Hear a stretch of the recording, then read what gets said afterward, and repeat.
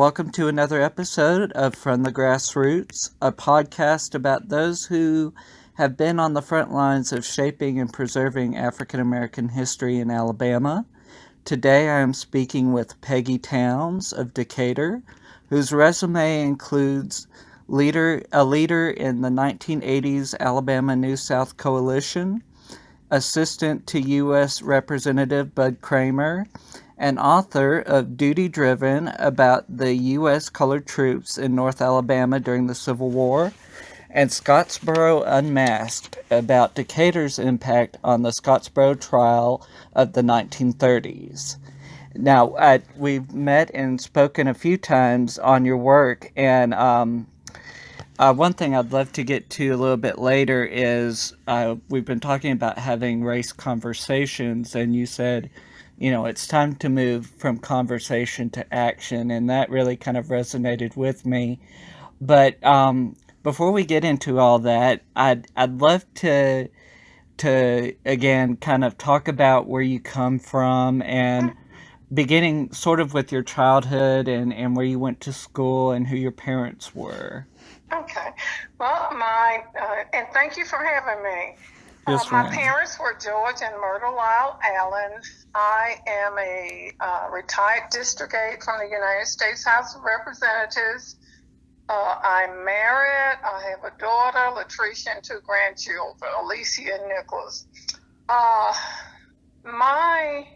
am the oldest of 7 children. My mother was an only child, so with being the oldest child comes a lot of responsibility. So as a child, I helped with the other children, my younger siblings. I cooked, I cleaned, I did all of those things. My dad actually was a country boy, and he raised a garden every year. He killed hogs and cows. So Wow. I, of course, assisted him in doing several things. I know how to can. We would make homemade sausage. And one thing about growing up in Decatur, in our community, they were close-knit. So if one person had something, then the other person had something. And one of the things that I just really admire about him is that he shared. He shared his produce. He shared the meats. And that's just, what kind of person my dad was. Wow. I attended kindergarten at the age of 4, and that's one of my earliest childhood memories. I went to Ms. Orr's kindergarten, which was down in the same block we lived on, but on the other side of the street and at the corner. That was, of course, during a time where your parents paid your tuition to attend kindergarten. Yes. And my responsibility was to come home and share what I had learned with my siblings that particular day. So I guess you could say I've just always been in the teaching Yes, fashion. ma'am. I was, with my mother being an only child, of course, her aunts and uncles were very dear to us. So I had one aunt, Ethos Pearson, and she would tell us all of these. She was this wonderful storyteller. So we had a lot of stories, family stories, just passed down from her. Her father, my grandmother, her father was a slave. Okay. And we have some of those stories passed down. Nothing about my grandmother, and this is my maternal grandmother. She was a trailblazer. She was the first African-American woman to preach and pastor in Decatur and surrounding areas. Her name was Bertha Polk Lyle. Her father was Allen Polk, a slave actually born in Virginia. And family lore has it that James Knox Polk brought him to Maury County, Tennessee. Wow. And just recently, I love research, I love history, and just recently I thought all this time that the president had compassion. Allen Polk, he never allowed or permitted his family to celebrate Independence Day or the 4th of July because he said that we were never free. Living during the Jim Crow era, he actually died in 1938. But I found just recently some research that showed where James Knox Polk often purchased children to work on his plantations. Wow. But anyway, getting back to my grandmother, she was the pastor of St. Paul Church on McCartney Street, and many people often referred to the church as the Holy Ghost headquarters. It was a small church. Wow. One of my enjoyments was attending Sunday school conventions. I love the picnics and the Bible bowls, and I just wanted to bring that trophy back to our church. Yes, ma'am. Another thing that I remember was the baptizings. They would dress up. The preacher would have on a white robe, and we would walk from the church down to the Tennessee River, which was just about 1.5 miles, I suppose. And back then, of course, everybody, we did more walking than we did riding. But the people would be on the riverbank, and they would sing and pray, and the candidates for baptism would be merged, and then we walked back to the church. And one of the songs that they always sing, they would sing a lot of them, but one of the songs that they always sang at the baptizings were, "Take me to the water, take me to the water to be baptized." Wow. Another thing about growing up in Old Town, and Old Town is actually the oldest neighborhood in Decatur, where I was born. Again, they were a very, very close-knit community. As children, we actually were in the homes of a lot of elderly people. A lot of elderly people lived on my streets, and so we were in their homes. We did chores for them. We went to the store. We washed dishes. Whatever they needed us to do, we did it. And another thing about our community, and you have to keep in mind, this was a time when things were segregated when I grew up. So the Black community in Decatur actually had their own business district. It was on Vine Street. And I think we walked down Vine Street, and I told you about all the businesses that used to be there. We had a lot of professionals, doctors, dentists, drugstore was there, dry cleaners. There, of course, was just a plethora of cafes. Wow. Those little shops, sweet shops. And, of course, the oldest Black churches were in that area. There were so many beauty shops and barber shops. It was actually a business district, and I always tell people that Vine Street was Decatur at that time. Segregated Decatur Vine Street was a city within the city because they had everything that you needed primarily. Yes, during the summer, with the churches, several of the churches would get together and have Vacation Bible School, and I guess I am the Vacation Bible School director of my church. So that just kind of goes along with, I guess, it shaped who I am. But I remember the fun times that we had with all the children getting together, the Bible stories, and we would always get for refreshments 2 cookies and a cup of Kool-Aid. Wow. And it seemed like it was so good. I Wow. think about the meals. We actually served meals to our children at Vacation Bible School at our church. Wow. But I was also a Brownie and a Girl Scout. Okay. Yeah, and my brother and I had a paper route. Wow. You know, and I was thinking about all of this. I thought, boy, I really was busy. Yes, ma'am.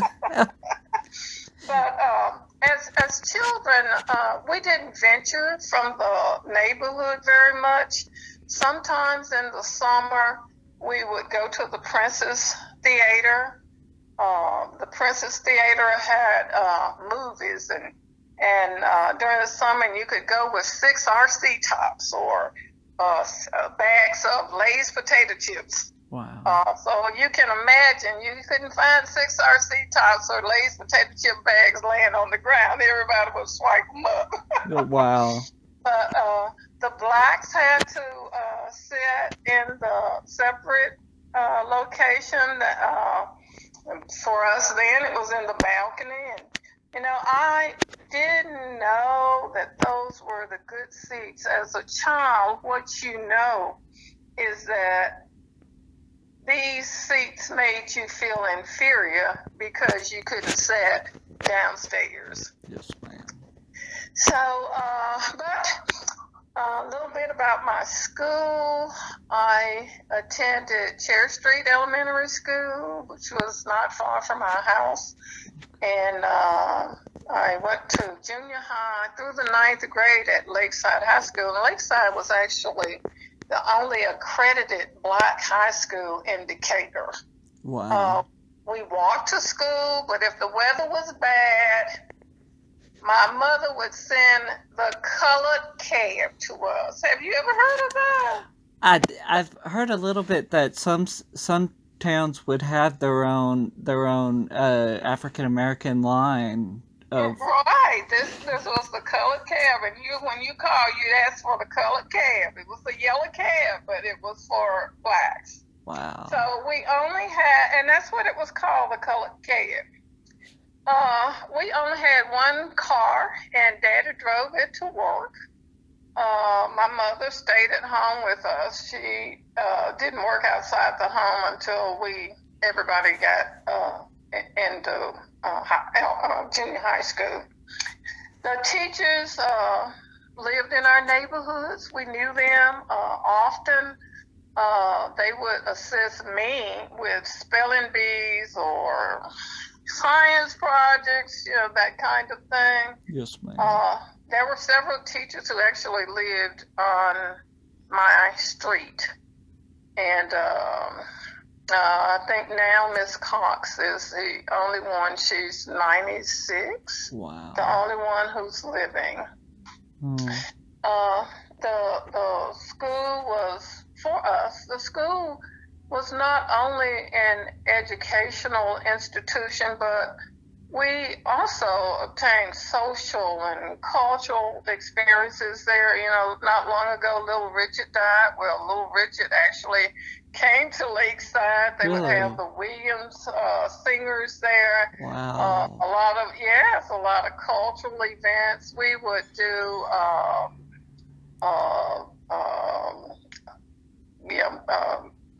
poems like The Creation, talent shows. Lakeside actually was superior. They received superior readings in chorus and band, and they were phenomenal in sports as well. So in 1969, the last class graduated from Lakeside, and we had an option to go to either Austin or Decatur High, which was the white schools. Okay. And so I, of course, was in the district for Decatur High. And I remember there were no black office assistants at all in the school. So a few of us, along with our parents, and one of the white teachers, Mr. McAvoy, who had actually came to Lakeside. Wow. And he was transferred to Decatur High. We went in and talked to Mr. Worth, who was at that time the principal of Decatur High, and addressed our concerns, and he told us to come, anybody who wanted to work in the office. That Monday we showed up, and so we were office assistants. Wow. My mother always had an awareness, or taught us about an awareness of who we were as African Americans, as Black people. She instilled in us that if you don't know where you've been, you'll never know where you're going. So she taught us Black history. Yes, ma'am. We always had Ebony and Jet magazines in our home. And during the summer, while school was out, I was telling my nephew this not long ago, Mama would walk us to the library. We could choose 2 books each. Wow. A book that she wanted us to read and one that we wanted to read. And the one that she wanted us to read, we would have to write a report on it in the summertime. Okay. But when you look at politics, I guess my earliest taste of politics was in 1964, shortly after the Civil Rights Act was passed. Our neighbor, Reverend Joseph Griggs, he lived a door from us.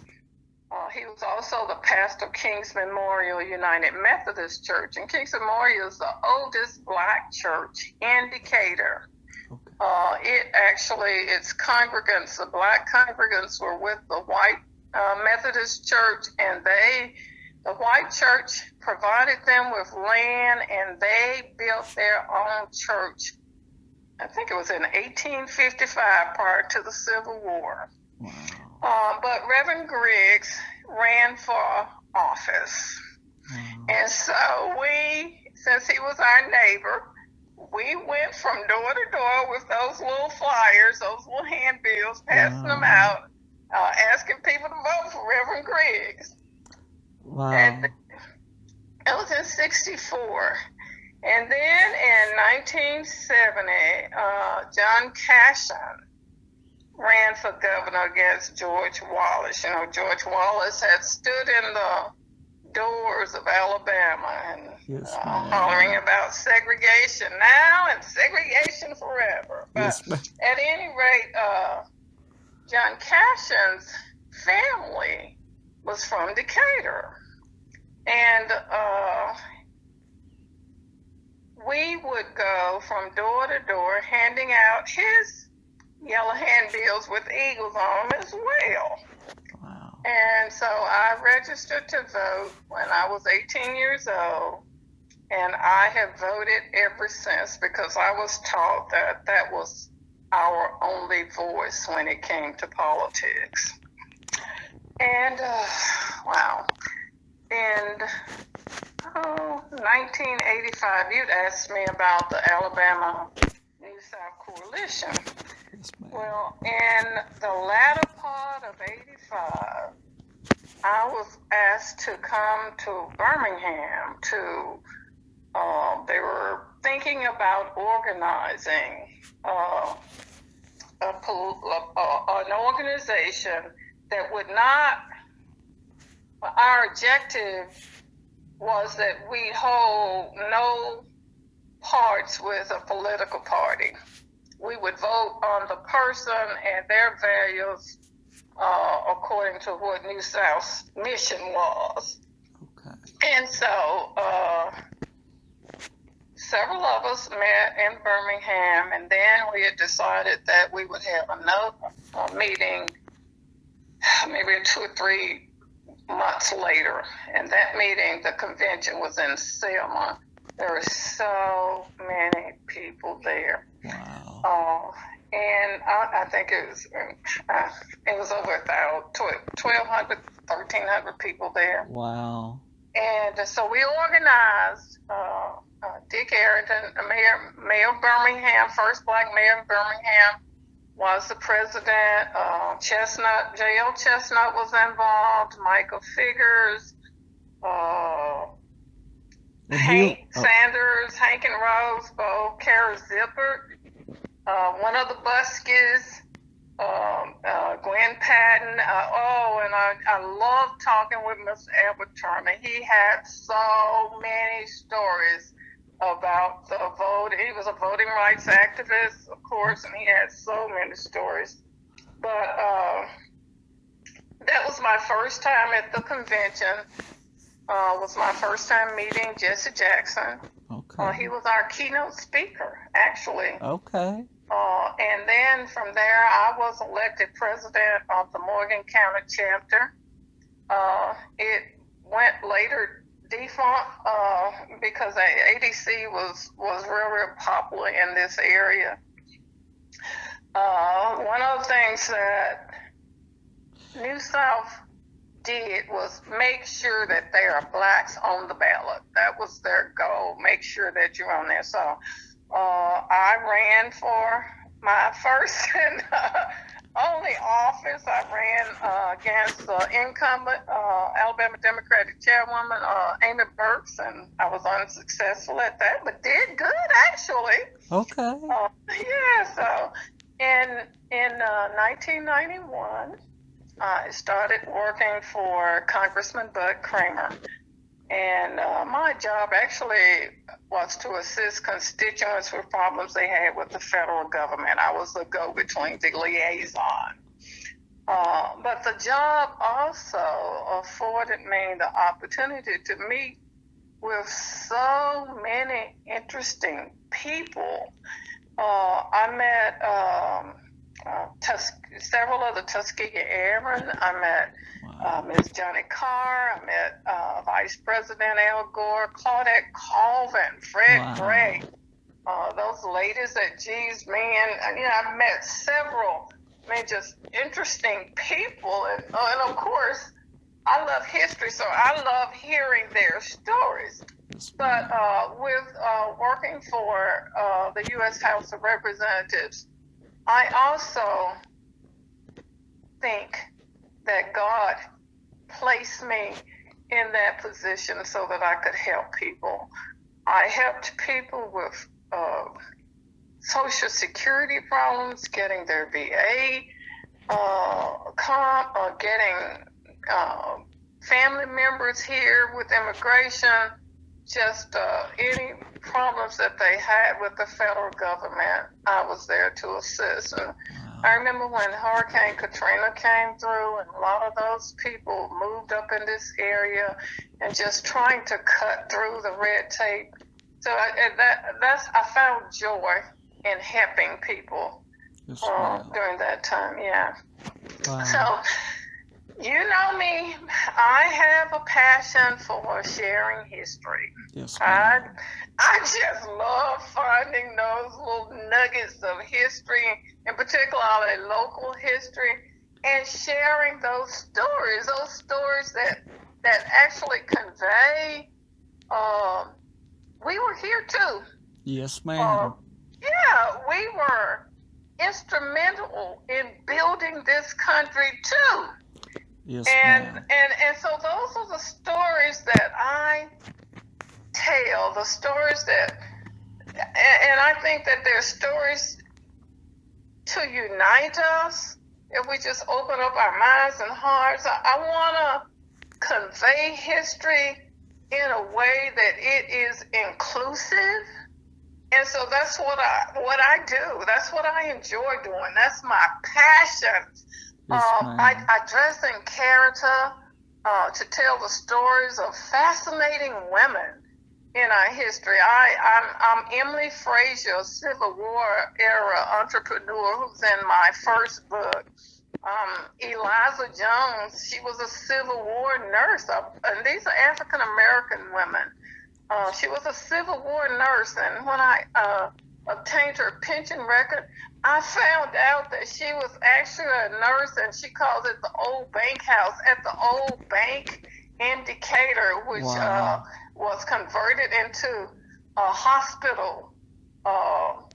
And I also, sometimes I portray Xenia Pruitt, who was a caterer in Huntsville, Alabama, and Kathy Williams, who she was just so determined. She was the first and only documented female buffalo soldier. Oh, wow. And so, yes, and so when I play these, the kids they're so engaged.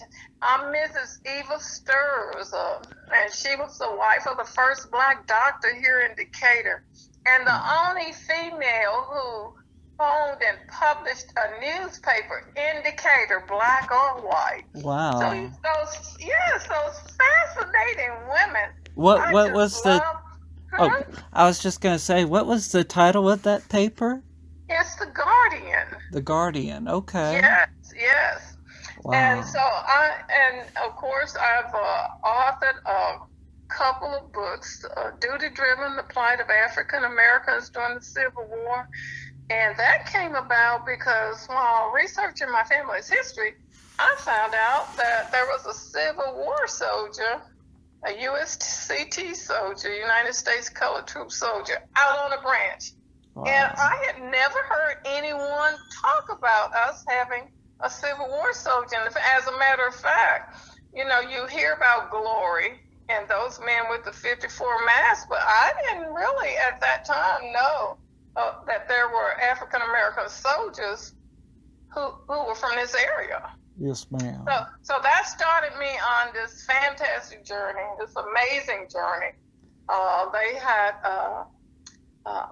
at the archives in Montgomery, they had given me the names of 2 Civil War authorities in Mobile, and they told me that I was mistaken, that there were never any black POWs. They were impressed slaves sent to work by their masters. And I said, I beg to differ. By that time, I had my ancestors' pension record, wow, as well as a Mobile circular that asked former slaves or slave owners to come and get compensated for their slaves who were taken by Nathan Bedford Forrest over in Athens and carried to Mobile to work on the rebel defense. Okay.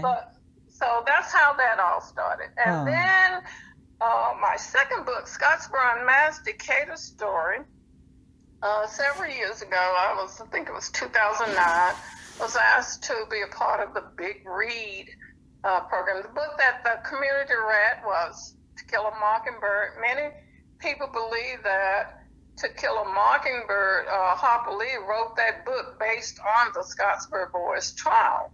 So I was asked to present a walking tour, and I had to do some research because, I don't know anything about the Scottsboro Boys trial, and a walking tour. Wow. I had read the book, but I had not done any deep research to look at what's here to talk about. The courthouse had been torn down. At that time, there was no historical marker or anything. Wow. So what am I going to talk about? The only thing I knew was that the county had purchased some pictures several years prior to that. So after researching, I found that a list with the black potential jurors who all testified that we qualified. These were professional blacks in Decatur. They were your doctors, your dentists, your principals. They all had at least 2 or more college degrees. Wow. And these men were not on the jury rolls at all. So that's how that book came about, and I actually, my book is the first of its genre. Scottsboro Unmasked, Decatur Story is the first of its genre that talks about the impact that trial had on citizens in Decatur. My grandmother attended that trial. Really? My dad actually was a boy in Jackson County when those boys in 1931, when they were pulled off the train. Wow. And Daddy remembered the sheriff going from house to house in Stevenson knocking doors in, looking for those guys who had jumped off the train. Wow. Now, so again, I love these stories, and I could go on and on about them. I have assisted with getting historical markers with the verbiage of them.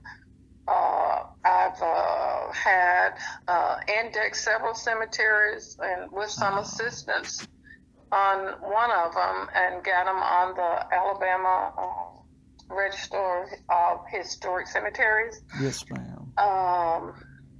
I helped design a African American pioneer brochure, just trying to keep the story alive. Yes, ma'am. And because I believe that our stories are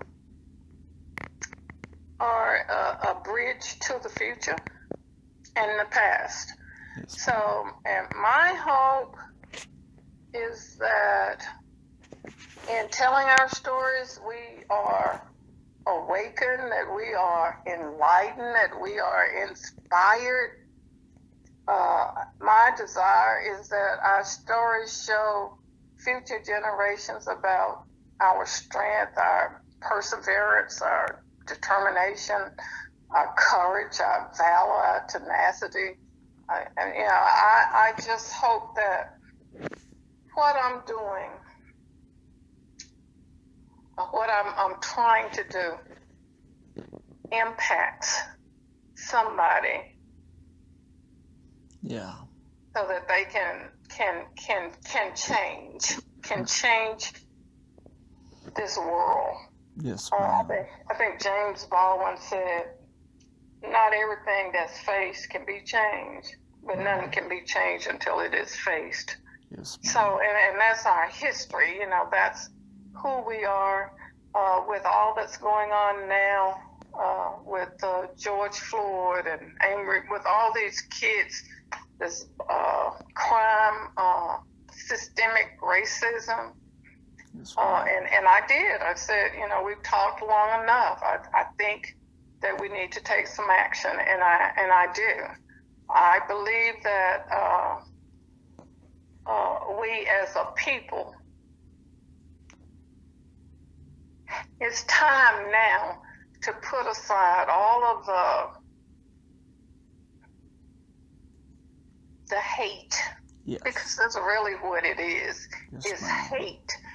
And I think that each one of us are responsible to put that aside. Yes, and I ma'am. think it should come from the top, when we have people in office who continually spew hatred for people of color. Yes, ma'am. Or even poor people with economics. No compassion at all for these people. Yeah. Or medical, you got your medical care and all that. When you can't be compassionate about all the people, I just wonder, should you really be in those positions? But that's another story, so. Well, and I'm with you, and the thing is, I love Facebook, but sometimes it can get so overwhelming with all the slandering and all of that, and all the hashtags and all of that, and it can seem overwhelming of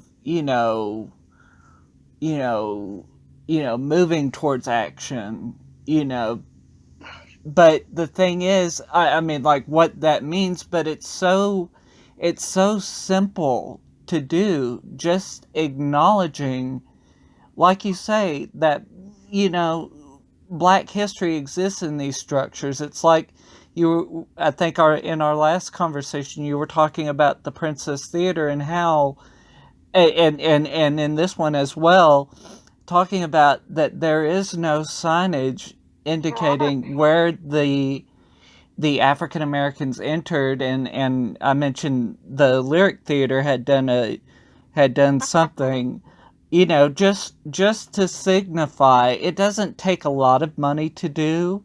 Correct. It's not a great, it shouldn't really be a great inconvenience. Just, you know, Contextualize it.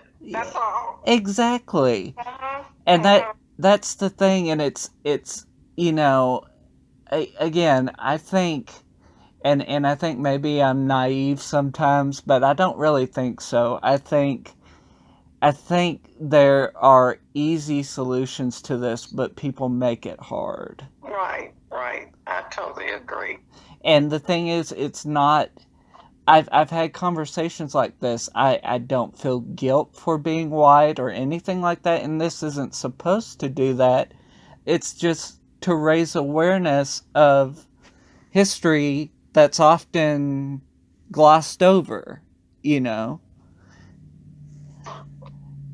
And that's what I'm trying to do is to, and so many people don't know our history. They're not just white people, black people don't know it either.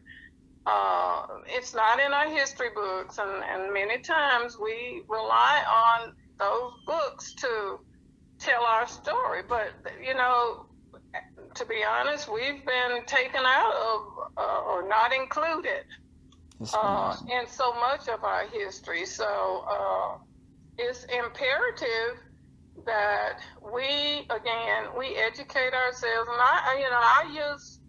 I use Facebook as a tool to share history. I have a Facebook page where I just kind of periodically I'll put some little tidbit, some little treasure that I found. I'll put it online, and just to make us aware of what's going on. And I have to say, I love that, the things you find and the photographs, and it's amazing because otherwise, there are people that might not think that, oh well, I have a bunch of photographs in my attic. Oh, they don't, nobody would want to see them. But the thing is, yes, I want to see them. I know, and I was even I had mentioned I got to know Gwen Patton for a couple of years before she passed, and I mean she always surprised me, but she was sort of, I have to say, how I really got into African American history was probably my last quarter of undergrad at Faulkner University here in Montgomery, and what surprised me, we had a book by Joe William Trotter called The African American Odyssey, and there was a chapter talking about the empires in or the nations along the Niger River, and how they specialized in working metals and different things like that. And it's kind of like, the question that dawns on me, if they had such a powerful society long before the European Renaissance, but yet, all you don't hear about it. You hear in slavery and civil rights, they're important things, but even beyond that, I when I was talking, I bounced back and forth, but when I was talking to Gwen Patton about putting some things from Trentham State online, because they have quite a large civil rights collection, we were going through photos, and a lot of them were of like local black parades and different things like that, and she was like, well, you don't really want those, do you? You just want civil rights. I'm like, no, these are the things I really want, looking at, just, the everyday life, that's, I mean, civil rights is, I mean, we need to remember the civil rights movement and different things like that, but it's, it's more than just that. It's looking at everyday community life. Right, absolutely.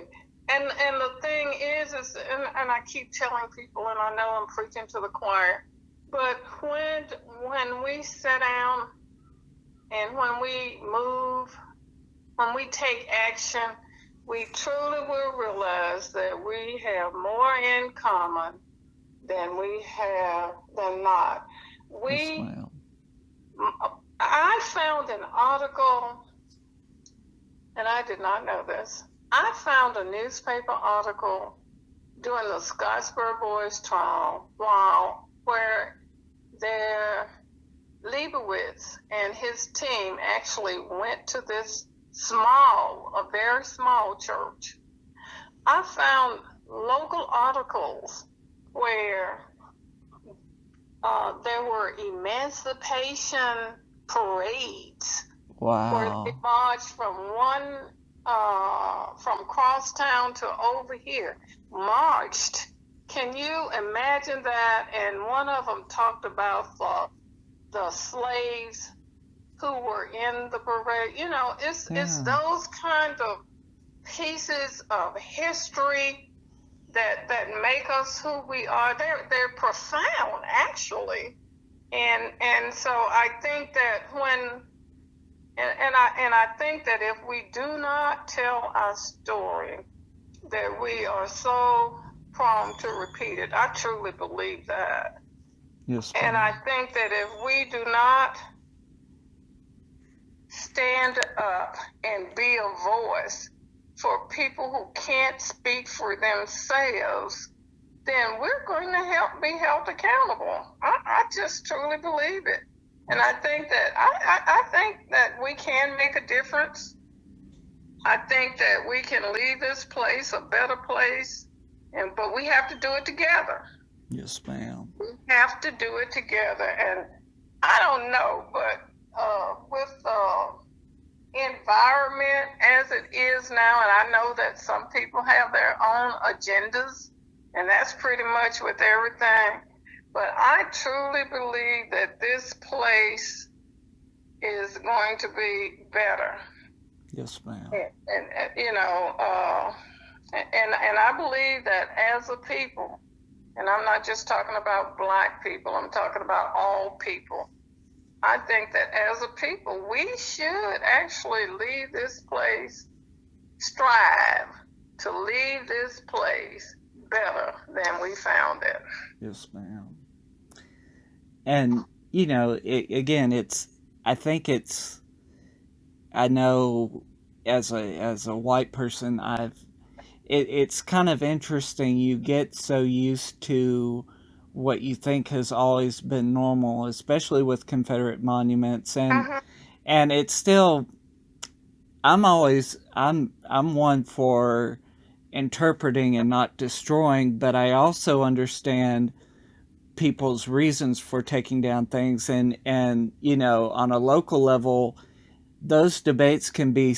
I mean, they're different in each community. It's like, I know we've talked a little bit at one time about what's going on in Lauderdale County right now, right, with the Project Say Something, and that they for the past at least couple of years, they petitioned the city council to erect a statue to Dred Scott and his wife, and you know, there's nothing wrong with that, you know, and I mean, and they were willing to say, don't take that Confederate marker down, but correct another one. Yeah, let's put one here, you know, but they don't want to hear that. No. And many people say that these markers were not about, they're about our history, they're about this, they were about racism. Yeah. And the one that was in Birmingham that was taken down not long ago, I found some articles and I found out that they even mentioned the Dred Scott case during the dedication ceremony. Wow. Oh my word. So, but you know, again, people don't want to face, And I don't know why, because Black people really have been the backbone of America. Yes, ma'am. They have worked the land, they built the buildings, they done it. But again, this divide is horrible. Yes, ma'am. And hatred kills folks in any sense. Yes, ma'am. It kills, and that's what we see is happening. I think we just need to have, and if we would, I tell people, walk in my shoes for a day and see how things are. If you don't believe this, Yeah. It still exists. Racism still exists. It has to be eradicated. It's eating up our society, and I said before, it's something that we can no longer put a Band-Aid on. No. It's more than that. We have to. It's just like a cancer. We have to attack it aggressively and treat it. Yeah. But again, together, I think that we can. I think unified, we can stand and be bold voices and stand in our truths. Because see, that's the thing. Until we stand in our truth, and our history, is not pleasant. It's not comfortable always. No. But we just need to stand in our truth and seek to do better, be a better people. And that's it's kind of like, I always try to be cautious with my words, and I know you do too, on Facebook. My thing to, even white people, fellow whites, I mean, like I say, you grow accustomed to seeing these things like the Confederate statues, but these weren't always the normal. But my thing, we talk about, I don't know, when it comes to discrimination, it's sort of like, it's okay to be wary of your surroundings, but don't let, your experiences with if you've had bad experiences with somebody of another race or ethnicity or what have you, don't let it taint your whole vision of that, somebody who looks like that or practices that religion, it's and I think that's difficult to do. I think sometimes we get in our head, well, somebody is like that, because of the color of their skin or what religion they are. And that's, I know that's a difficult thing for me to do sometimes. But, To not make those assumptions about people. Yeah. And and I think it's one of the hardest things to do because I think it's so ingrained in us. We get a perception of people, and I think it's a defense mechanism, but it can also make things be deadly. Yeah. And we've seen that. But the other day, I was in Decatur, and there was a black man walking down the street in the business district with no shirt on.